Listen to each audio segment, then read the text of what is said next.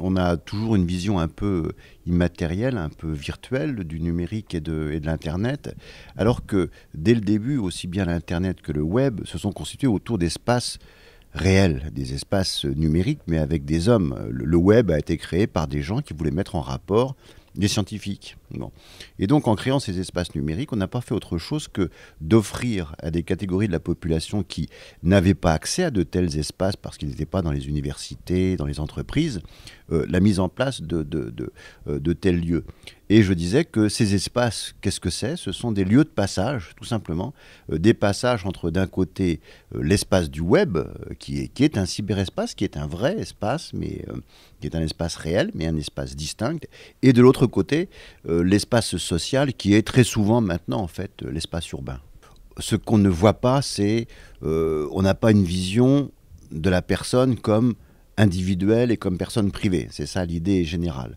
Alors ensuite, quel public? Moi, depuis le début, je dis tous les publics et tous les publics ensemble. Évidemment, une des finalités principales des espaces publics numériques, c'est la lutte contre les inégalités numériques et donc essayer de faire en sorte que les publics les plus éloignés, comme on dit, de l'Internet puissent avoir accès à ces technologies.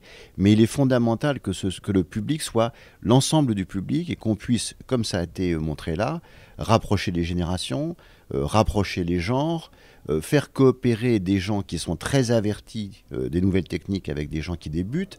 Parce qu'en réalité, l'appropriation des nouvelles technologies, d'un point de vue de pratique, d'un point de vue social, c'est un processus. Tout le monde est concerné par ça, même des gens qui sont aujourd'hui hic et nunc, que très bons pour les nouvelles technologies. La technologie, c'est, comme disaient les Grecs, un pharmacone. Et le pharmacone, c'est le mot qui désigne le poison et le remède. Hein, c'est poison et contre-poison.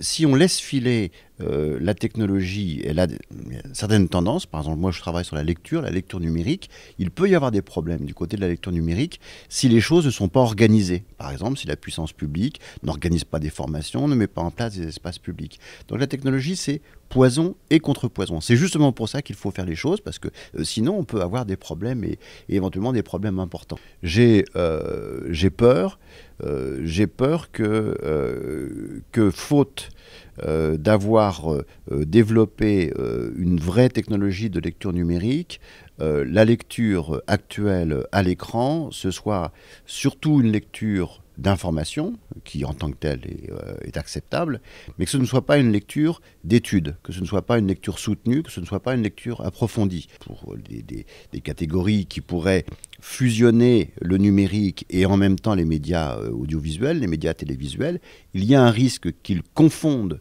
la lecture actuelle à l'écran, telle qu'elle est, comme lecture d'information, avec la lecture de référence. Et auquel cas, on perdrait un trait acquis en Occident qui est très important, ce qui est l'association de la lecture et de la réflexion. Pas tant le livre que la lecture du livre est un impératif, d'autant plus qu'on n'a toujours pas développé une véritable technologie de lecture numérique. Mais ceci dit, je pense qu'il faut aussi développer cette technologie de lecture numérique. On ne peut pas avoir encore un fossé, une fracture entre la lecture de livre et puis la lecture à l'écran.